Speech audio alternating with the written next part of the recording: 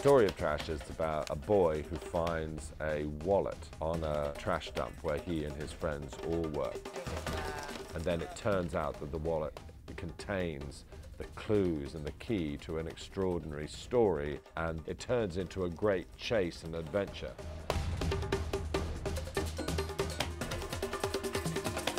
The book is not set in any particular country, so we had to choose which country to set it in.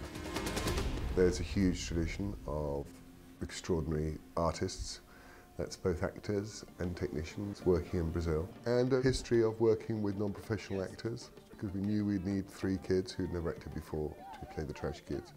So it seemed quite a natural fit to come to Rio. One of the things that's nice about Rio at the moment is it's a city that's opening up for the first time in decades. There are large swathes of the city that were hard to enter and they were dangerous, where you really couldn't film, and most people from Rio hadn't ever been, suddenly came open to us.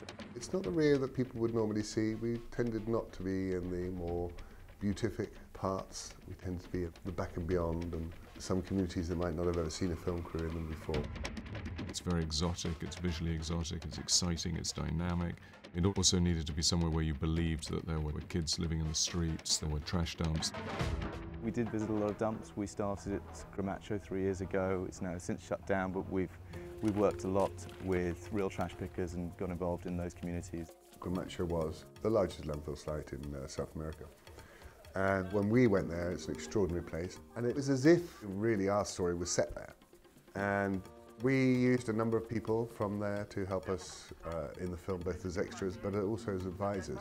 It's huge, it's a big, big set. It's very, very steep. The trash dump is very steep, so we needed to come up and down, you know, I don't know how many times. So it's physically very demanding for the crew, but I really love the way it looks. I think it's amazing. Working with a Brazilian crew was one of the great experiences of my life. Fantastically adventurous, creative, patient, and incredibly professional. But they were an amazing group of people who loved the project and were incredibly committed.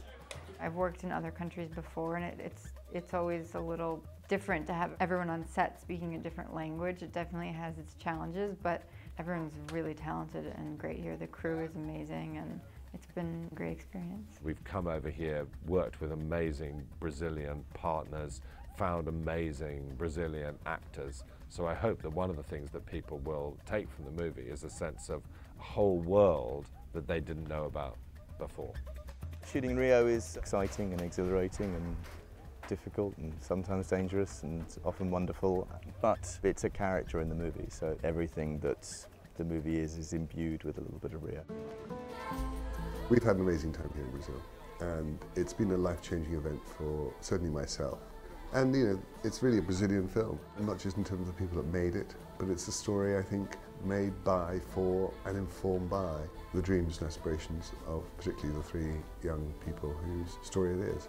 And it's been a great privilege to be part of a Brazilian film.